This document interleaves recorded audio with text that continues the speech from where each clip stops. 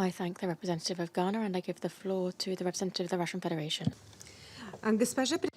Madam President, in the beginning of my statement, I would like to congratulate the delegation of the United Arab Emirates on the beginning of their presidency of the Security Council this month and wish you every success. You can count on our support.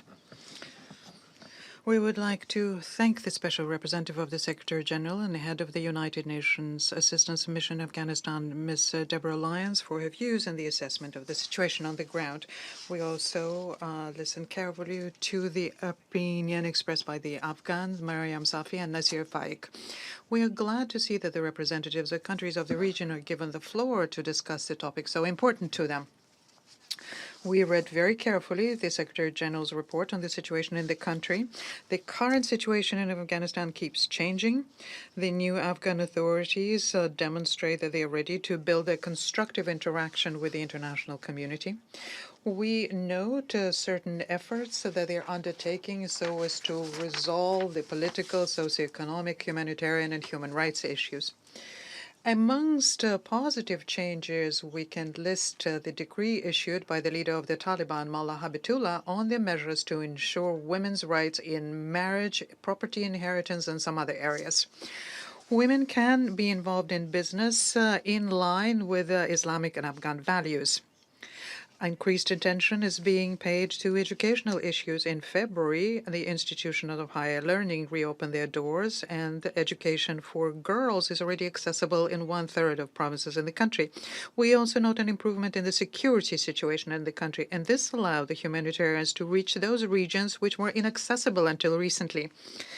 We still expect that the Taliban will undertake serious measures to implement the obligations they undertook, first of all, on finalizing the process of intra-Afghan reconciliation and creating a genuinely inclusive governance authorities which reflect the interests of all key ethnic and political forces in the country. It is important to continue making efforts to counter the terror and drug trafficking threats.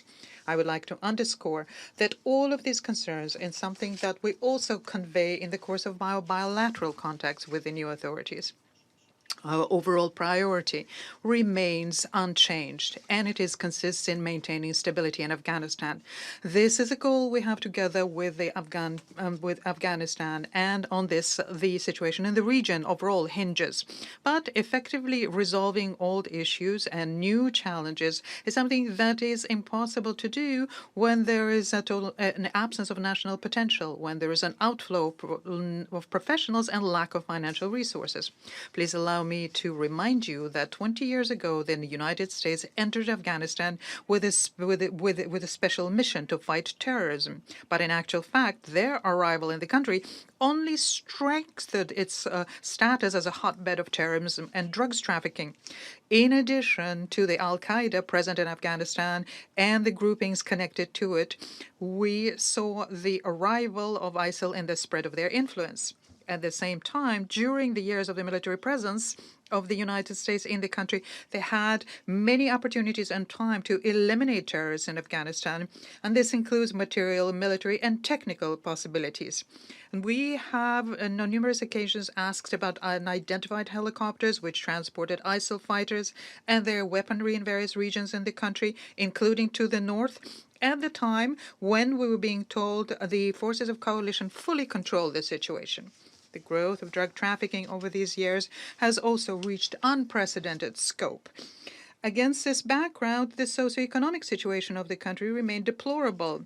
Billions injected into the country ended up in the pockets of the corrupt American puppets. As a result, the country has become an international dependent without any prospect for independent development. 20 years of the United States presence in Afghanistan cost thousands of lives of ordinary Afghans and American soldiers, as well as billions of dollars spent. The people were hypocritically left alone to fight ruin, poverty, terrorism, and starvation.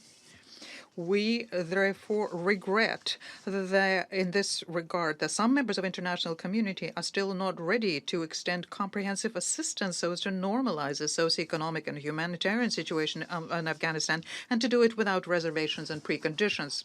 Madam President, 2.5 months have elapsed since the Security Council passed Resolution 2016-15. The resolution calls for helping through humanitarian assistance on all channels, helping to counteract the growing crisis in the country. We note the efforts which are being undertaken by UN humanitarian agencies. We also took note of their preliminary plans to organize on the 31st of March another international pledging conference to mobilize financial support and assess programs achieved in these areas. But these steps are not enough to make sure there is a sustainable post-conflict recovery in Afghanistan. Given that the banking system is paralyzed and that there is unemployment, we can see that the people of the country remain on the brink of survival. They're selling their children, to mention nothing about their own body organs. And despite the tragic situation, we still see that there are attempts being made by some states to use any pretext so as to postpone the unfreezing of the assets for as long as possible. It is nothing but mockery that's contained in the order issued by the President of the United States on the 11th of February to block the accounts of the Afghan Central Bank and to use funds to partially reserved to pay compensations to the relatives of the acts of terror of the victims of the act of terror on the 11th of September. It is amoral to try and place responsibility for this tragedy on the innocent Afghan people.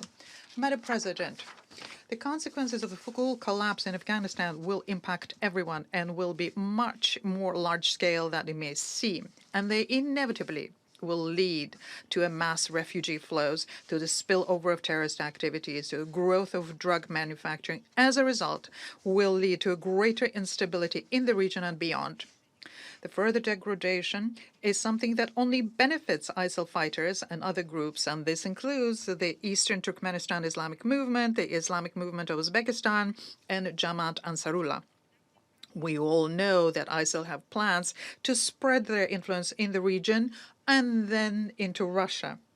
We still have the acute issue of manufacturing and smuggling drugs. Afghanistan remains one of the greatest supplier of opioid in the world. The risk of infiltration of terrorists and drug traffickers into Central Asia, including in the guise of refugees, is something that is a concern for our regional partners. We maintain on this a regular dialogue within CSTO and SCO. We also, under these conditions, are closely following the what is being done by the Panjshiri guerrillas within the National Resistance Fronts in Afghanistan. The slippage into full-scale civil war is not in the interest of the Afghan people or the region as a whole. Madam President, I would like to yet once again remind that it's counterproductive to try and talk to the new Afghan authorities using ultimatums, and it is important to draw lessons from past mistakes. It is only through a constructive dialogue, taking into account regional features and an adequate analysis of realities of the world will result in a peaceful settlement in the country. An example of such effective interaction is an expanded Troika and the Moscow format.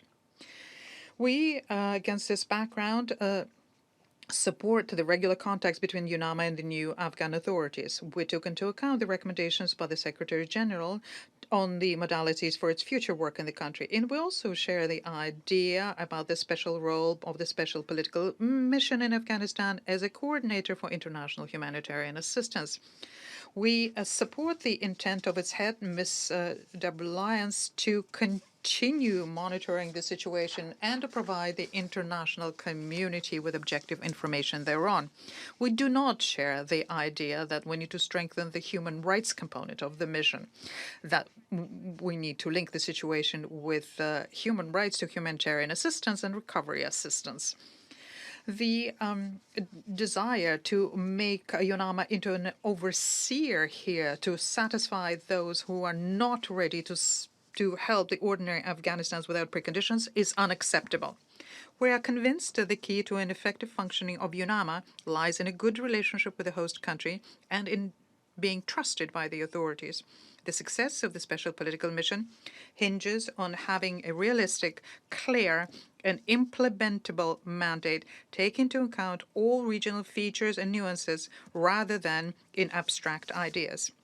An important factor here was and remains the consent of the new authorities to the new mission format and the changed modalities of its work. I thank you for your attention. أشكر ممثلة I thank the representative of the Russian